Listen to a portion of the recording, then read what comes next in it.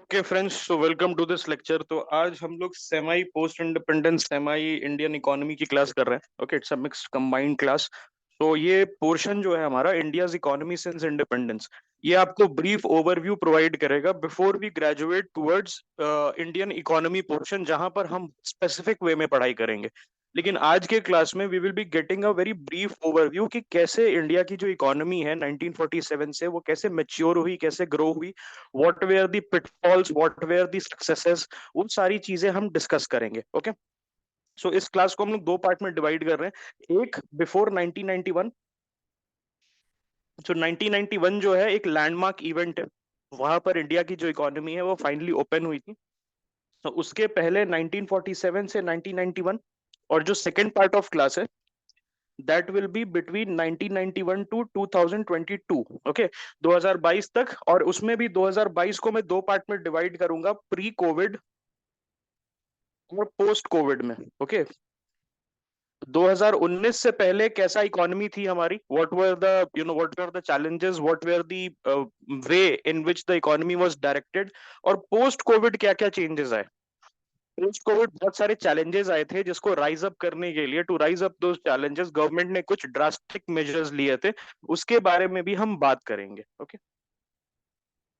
So now let us start with 1947। Okay, 1947 की अगर हम बात करें, एक चीज आपको ध्यान रखनी है, that you all must be asking that why did we go ahead and adopted the socialist model। उसके पीछे का रीजन क्या था? तो उसके पीछे का एक रीजन ये था that first of all 1929 का जो स्टॉक मार्केट क्रैश हुआ था, that was very much fresh in the memories of the leaders. और जो 1929 का स्टॉक मार्केट क्रैश था, जो ग्रेट डिप्रेशन जिसको बोलते थे, एक्चुअली में America, the united states had to resort to state sponsored measures. America जो था, it was a free market capitalist country based on the teachings of Adam Smith. Adam Smith जो था, उसने एक किताब लिखी थी, वेल्थ ऑफ नेशंस। तो एडम स्मिथ जो है, he is considered as the father of the American economic system. Adam Smith की जो किताब थी वेल्थ ऑफ नेशंस, वहां पर बेसिकली गया था that the state has no business conducting business. ये वाला जो कंसेप्ट है वो अमेरिका में काफी ज्यादा प्रोमिनेंट रहा था। तो अमेरिका जो है टिल 1929, टिल 1929 अमेरिकन जो हैं वो एक बहुत ही लासिस फेयर मॉडल जिसको बोलते हैं, जहां पर the government takes a back seat when it comes to position of business, वो करती थी। लेकिन 1929 में क्या हुआ? ग्रेट डिप्रेशन हुआ। Why? Because of this same model. Because government regulation stock market वगैरह में जीरो था, इसके वजह से बहुत सारे लोगों ने इसका फायदा उठा के स्टॉक मार्केट मैनिपुलेशन स्टार्ट कर दी। ओके, लेकिन after 1929 even the great American economic system had to resort to state sponsored measures, जैसे कि डैम बनवाना। व्हाई? बिकॉज अनएम्प्लॉयमेंट इतना हाई हो गया था after the great depression, businesses collapse कर गए थे, banks. Okay, I think there were 34-35 banks in America, majority of those banks they had gone bankrupt. So इस तरीके से अगर आप देखो तो उस समय के लीडर्स के माइंड में ये चीज बहुत फ्रेश थी। और उस समय हमें सोवियत सिस्टम या कम्युनिस्ट सिस्टम या सोशलिस्ट सिस्टम के पिटफॉल्स के बारे में नहीं पता चला था। तो इसका जो पिटफॉल्स है वो हमें कब पता चला? 70s से पता चलना स्टार्ट हुआ दैट ओके, जो सोवियत सिस्टम है, because it was a very secretive and closely guarded system, और the Soviets basically relied on manipulation of their GDP number. तो अगर मान लो 300 बिलियन डॉलर उनका जीडीपी होता था, तो they use to manipulate it using very poor accounting methods. और पुअर अकाउंटिंग मेथड्स को यूज करके they use to manipulate it. तो ऐसा लगता था यार ये तो इतना अच्छा सिस्टम है, इतना ज्यादा वहां पर इकोनॉमिक ग्रोथ हो रहा है। ओके, सो ये प्रॉब्लम थी। दूसरी चीज क्या थी कि जो हमारे इंडिपेंडेंस के लीडर थे, पंडित नेहरू हो गए और बहुत सारे जो लीडर्स थे, they were socialist in nature. वो एक there was this gentleman called Laski. Laski was a professor of Nehru. Okay, Laski was a socialist and Laski जो था, he was a professor of Nehru, जिससे नेहरू जी जो थे, ऑलराइट, नेहरू जी जो थे वो काफी ज्यादा इनसे प्रभावित रहते थे। Basically he was a proteases, okay, proteases of Laski. तो नेहरू नेहरू जी जो थे, उन्होंने naturally he adopted a socialist model, हम ये कह सकते हैं। Can you explain why socialist model was adopted? Just I told you right, अभी क्या था कि उस समय सोवियत मॉडल को सक्सेस माना जाता था, अमेरिकन मॉडल को एक्सप्लॉइटेटिव माना जाता था, सोवियत मॉडल को सक्सेसिव माना जाता था। दूसरी चीज एक और मैं बताता हूँ, थोड़ा ध्यान से सुनना। जो ब्रिटिश राज था, ब्रिटिश राज भी यही चीज थी। What was the British Raj? It was basically, जो ब्रिटिश राज का जो इकोनॉमी था, it was a private enterprise on public guarantee. Do you understand what I am saying? British Raj was a private enterprise on public guarantee. मतलब private enterprise आए India में, India में आए, आप बेसिकली आओ, अपना प्रॉफिट कमाओ, लेकिन अगर आपको लॉस हो रहा है तो इंडियन स्टेट, जो कि कंट्रोल में था ब्रिटिश गवर्नमेंट के, दैट विल फुलफिल। इसका मैं एग्जांपल देता हूं, द रेलवेज। जब डलहौजी को रेलवे बनानी थी तो उसने इनवाइट किया private capital. Private capital was invited into India to have a pan India network of railways। और वहां पर प्राइवेट इन्वेस्टर्स को ये बोला गया कि आप 1 pound, if you are going to invest 1 pound, ऐसे होता है ना पाउंड, 1 पाउंड आप इन्वेस्ट करोगे तो उसका हम 10 गुना करके आपको वापस करेंगे। तो इंडियंस के दिमाग में ये था कि जो प्राइवेट एंटरप्राइज होता है, या अगर हम फ्री मार्केट कैपिटलिज्म अलाउ कर दें, so this is going to do what, this is going to again push us back into the exploitative system. दूसरी चीज क्या थी, दैट इंडिया जो था उस समय बहुत ही एक पुअर कंट्री था। हमारा जो डबल अर्ली डबल डिजिट 17-18% हमारी लिटरेसी थी। Maternal mortality was at an all time high. तो यहाँ पर सरकार को क्या लगा, जो 1947 में इंडिपेंडेंट हुई थी, 1947 में इंडिपेंडेंट हुई थी, उसको लगा कि we need to have control over the economic processes. अगर सरकार के पास इकोनॉमिक प्रोसेसेस का कंट्रोल होगा, so then it will have the control over the money it can spend on the socialist measures. Okay, so okay, please ask the question, what was the question? भाई मैं आपसे ये कह रहा था कि टेक्निकली जो ये इकोनॉमिक सिस्टम है उसको सोशलिस्ट मेरे हिसाब से, या फिर टेक्निकली बुकिश लैंग्वेज में तो अपन कह नहीं सकते ना। क्योंकि देखिए, ना ही तो क्लासेस वर अबॉलिश, ना ही प्राइवेट प्रॉपर्टी अबॉलिश हुई थी। तो एक हाँ ये मान सकते हैं कि जो फॉरेन बोर्जुआ क्लास था उसको अपन ने इनवाइट नहीं किया था कि वो बनाना रिपब्लिक ना बन जाए। लेकिन जहां तक देखें अगर इसको, तो ये क्रोनिक कैपिटलिस्ट का मामला हो गया ना एक तरह से ज्यादा, क्योंकि जो भी एस्टेब्लिश थे उनको हमने कंट्रोल्ड वे में अलाउ किया है। जैसे बजाज हो गया, या जिनको भी अलाउ किया है, मतलब उन्होंने कंट्रोल्ड वे में मैन्युफैक्चरिंग किया। उससे ज्यादा भी कर सकते थे, लेकिन माल तो उन्होंने ही छापा है। सोशलिस्ट मेथड तो टेक्निकली तो मेरे को तो किसी वे से नहीं लगा। ओके, सो ये आपकी बात सही है, ग्रोनी कैपिटलिस्ट, बिकॉज अगर आप देखोगे बिरला, टाटा, दिस थिंग, बजाज, ये सारे जो थे,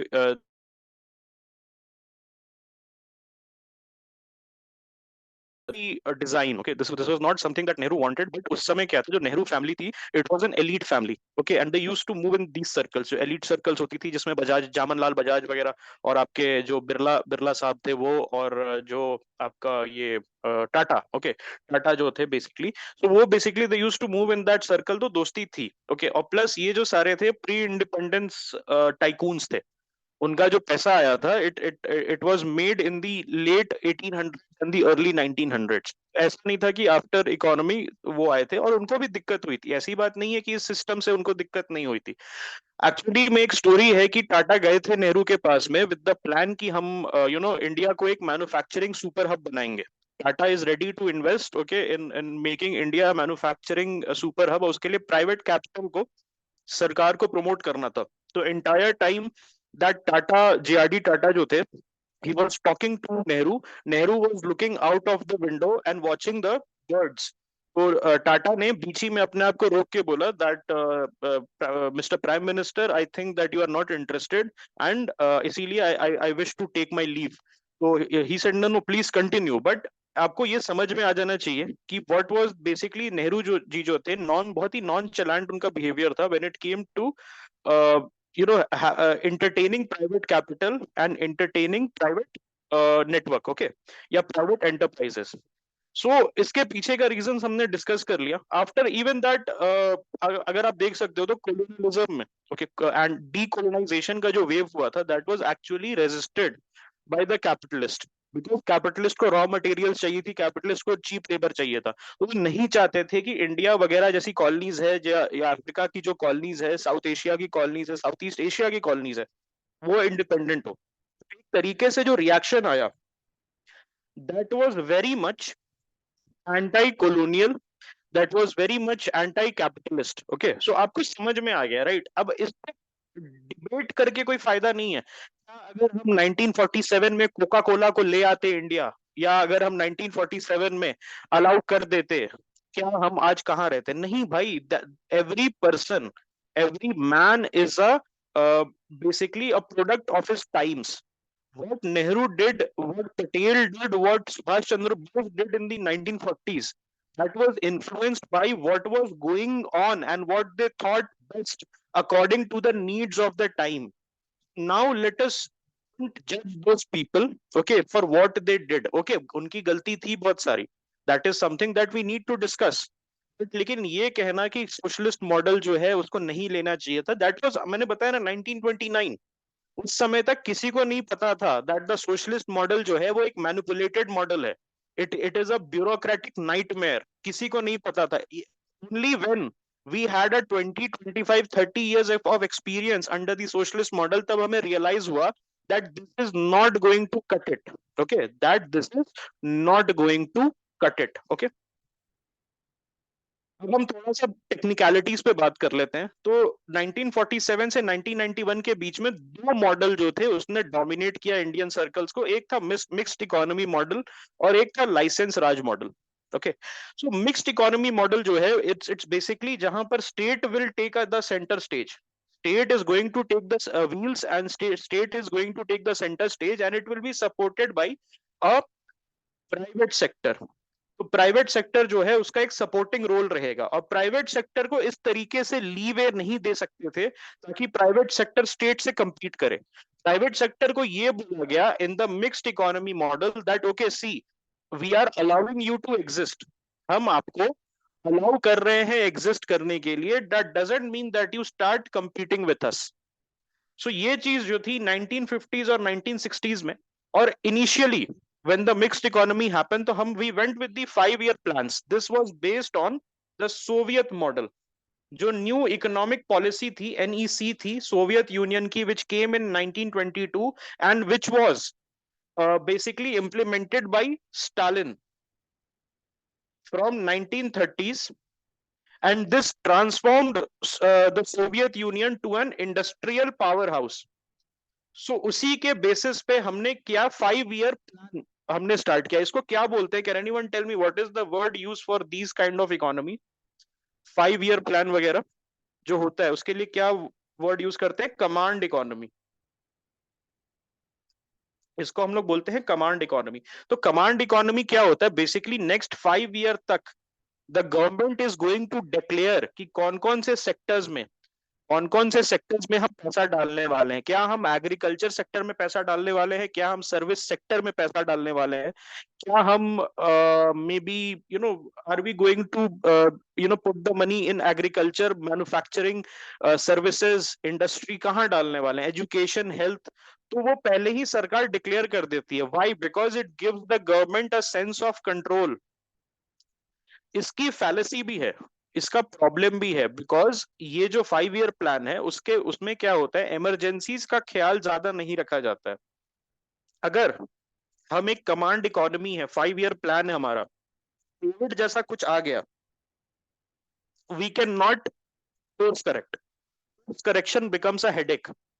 आपका अगर फिक्स्ड है कि नेक्स्ट 5 साल में, सपोज आप एक इंडिविजुअल है और आप नेक्स्ट ये सोच रहे हैं कि देखो 5 साल में, अगले साल में शादी कर लूंगा, उसके दूसरे साल में बच्चा कर लूंगा, तीसरे साल में घर खरीद लूंगा, चौथे साल में गाड़ी खरीद लूंगा, और 5वें साल में I will buy something for my self. ठीक है, आप अगर ये सोच रहे हो, okay, if you are thinking about these things, और आप माइलस्टोन्स जनरेट कर रहे हो for the next 5 years, suppose you get ill health the very next year that you plan to marry, मतलब फर्स्ट माइलस्टोन है आपका marriage, and you get, okay, you get ill health.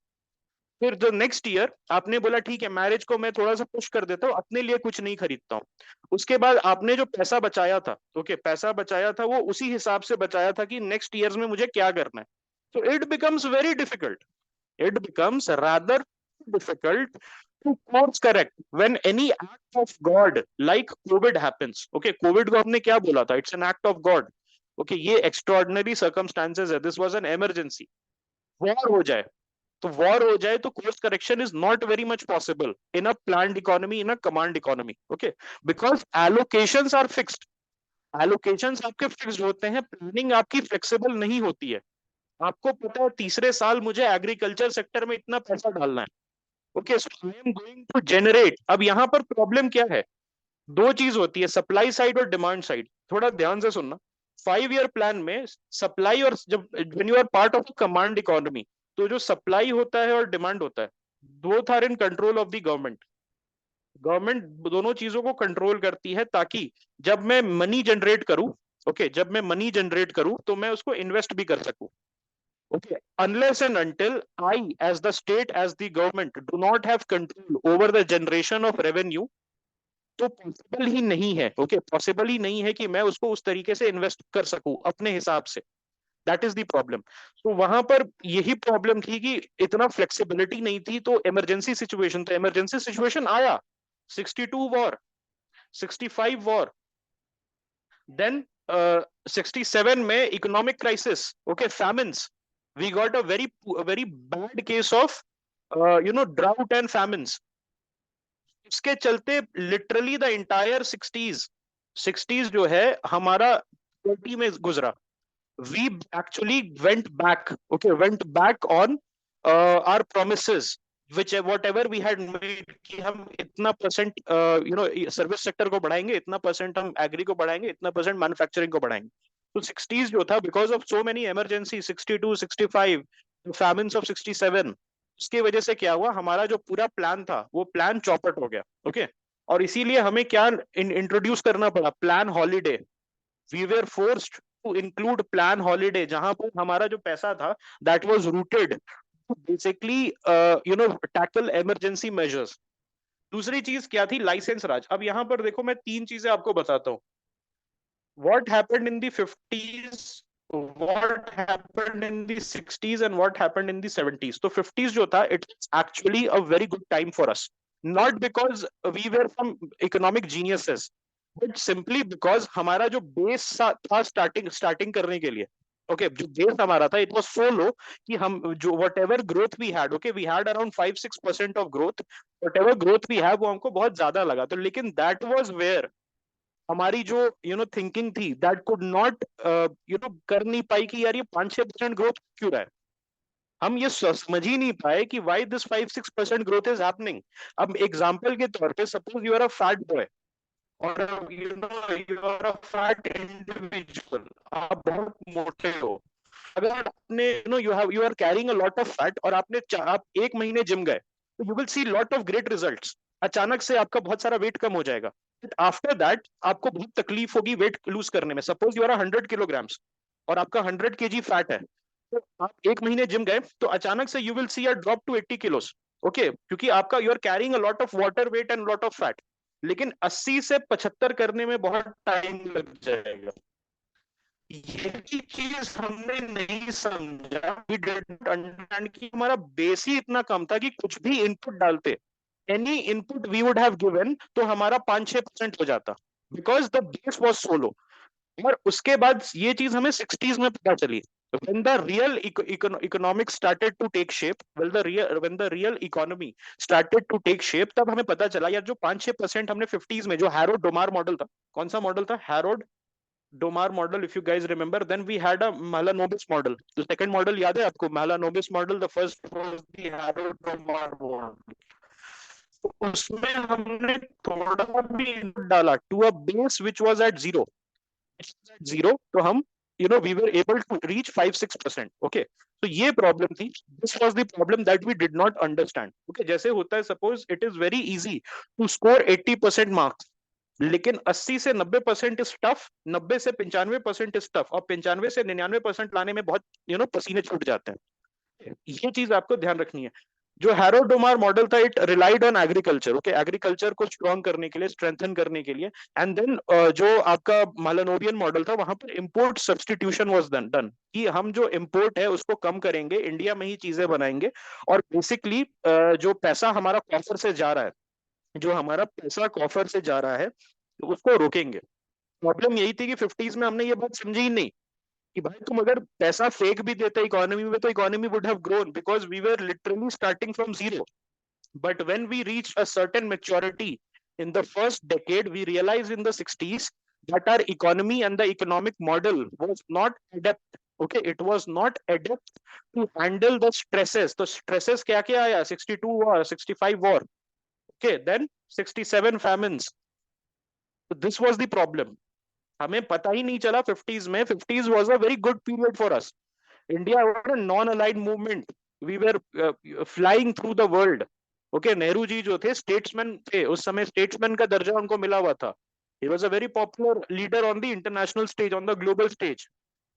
That is the problem. अब seventies का जो हमारा economic model है, जो seventies का इकोनॉमिक मॉडल है, that was shaped actually by the geopolitical realities and the economic realities combined. तो geopolitical realities क्या थी? We firmly got entrenched into the Soviet camp. और सोवियत कैंप है क्या?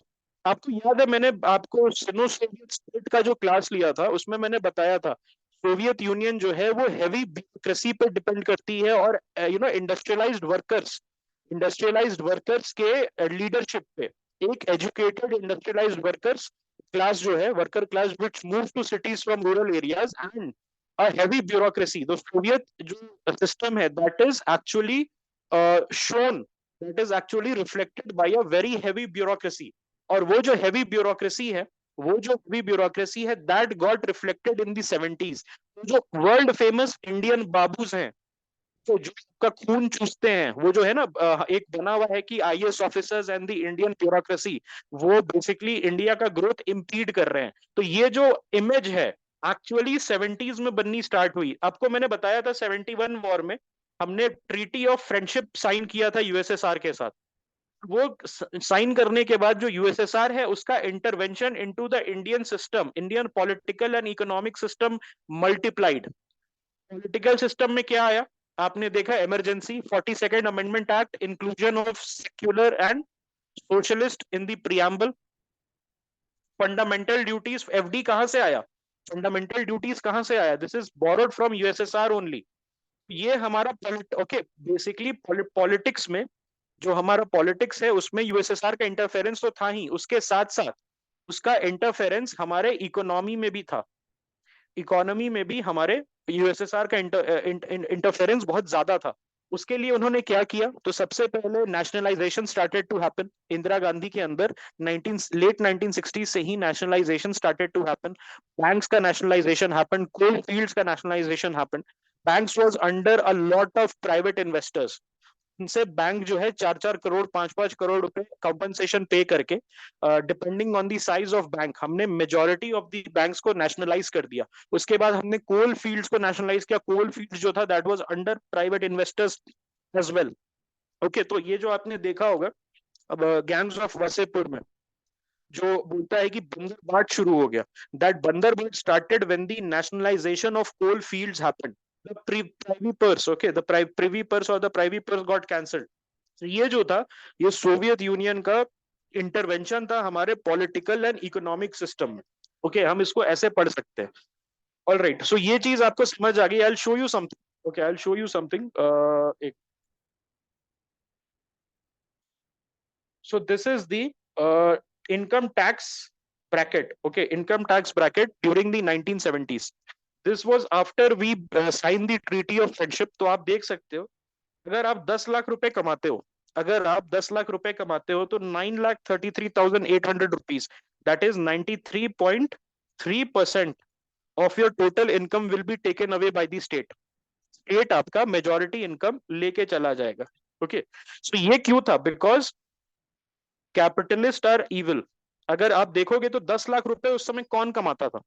उस समय 10 लाख किसकी इनकम थी? अमिताभ बच्चन की इनकम थी। बहुत कम लोगों की इनकम थी। ओके, अमिताभ बच्चन, वो क्या नाम था उनका, एक और बहुत फेमस एक्टर थे जिनको काका कहते थे, अरे जो अक्षय कुमार के फादर इन लॉ है, okay, he used to earn Rajesh this Khanna. Amount. Okay, Rajesh Khanna, he used to earn this amount. उसके बाद और कौन कमाता था, जेआरडी टाटा, उनकी सैलरी हो गई है। ओके, बिरलास की सैलरी होगी। तो actually they were targeting 93% of income.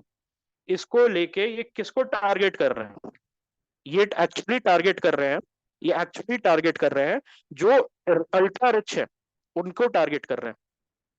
तो उसके वजह से उस समय a lot of people they had to take a flight to the western countries.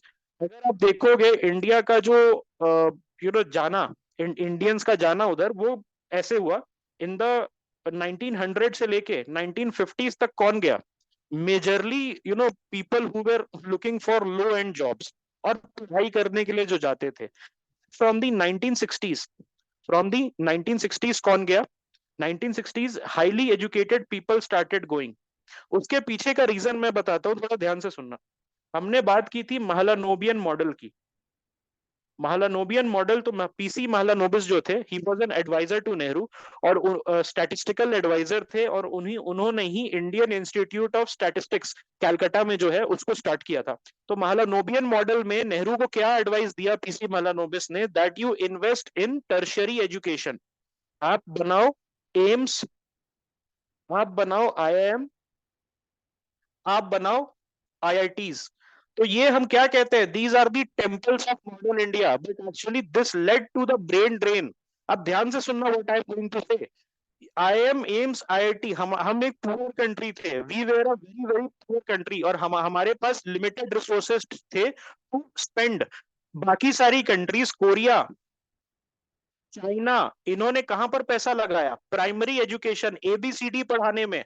और हमने कहां पर पैसा लगाया, हमने एबीसीडी नहीं पढ़ाया, हमने पैसा लगाया एम्स, आईएम, आईआईटी में। तो हमारे जो ग्रेजुएट्स थे, एक elite, okay, elite people, okay, जो एलीट पीपल थे, they were only able to access the resources of the state which was getting invested into AIIMS, IIM and IIT. Majority जनता जिसको प्राइमरी एजुकेशन की जरूरत थी, वहां पर पैसा नहीं गया। आज तक आज तक वी आर प्लेइंग कैचअप। इसके पीछे का रीजन क्या है, क्योंकि महलानोबिस ने बताया था कि अगर जी हम ना एक इंजीनियर्स की फौज खड़ा करेंगे, एक साइंटिस्ट की फौज खड़ा करेंगे। अब यहाँ पर एक और प्रॉब्लम आई, यहाँ पर एक और प्रॉब्लम आई फ्रेंड्स। प्रॉब्लम क्या थी कि प्राइमरी एजुकेशन जब आप दोगे ना, तो you will create for the skilled workers आप प्रोड्यूस करोगे for your manufacturing facilities. China ने 100% लिटरेसी करके, कोरिया ने 100% लिटरेसी करके, did not first spend the money on universities and colleges, spend the money on small schools in villages। और उसके वजह से क्या हुआ, 100% लिटरेसी रही वहां पर, people new the basic processes, basic IQ जो था वो एस्टैब्लिश हुआ, and they became a manufacturing super power. हमने क्या किया, हमने बेसिकली अपना जो एलिट्स है उसको पढ़ाने के लिए एम्स, आईआईटी, आईएम बनाया, upper middle class and middle class, और जो एलिट क्लास है। एंड व्हेन हमारे मैन्युफैक्चरिंग की बात आई, तो हम स्किल्ड वर्कर्स प्रोड्यूस नहीं कर पाए, we were not able to produce skilled workers. Problem क्या हुई, आईआईटी से जो निकला बंदा, he was highly educated as someone from Harvard, लेकिन जैसे ही वो निकला, उस he was faced with a wage stagnation. जैसे ही वो निकला, उसको पता चला यार ये इकोनॉमी तो मैन्युफैक्चरिंग सेक्टर है ही नहीं, because wealth creation happens due to manufacturing sector, wealth creation happens due to manufacturing sector. तो देन ही सेड कि यार यहाँ पर पैसा है ही नहीं, वेल्थ क्रिएशन हो ही नहीं रहा है, I am highly educated, let me go to America. So this is basically a brief overview of what happened during that time. Okay.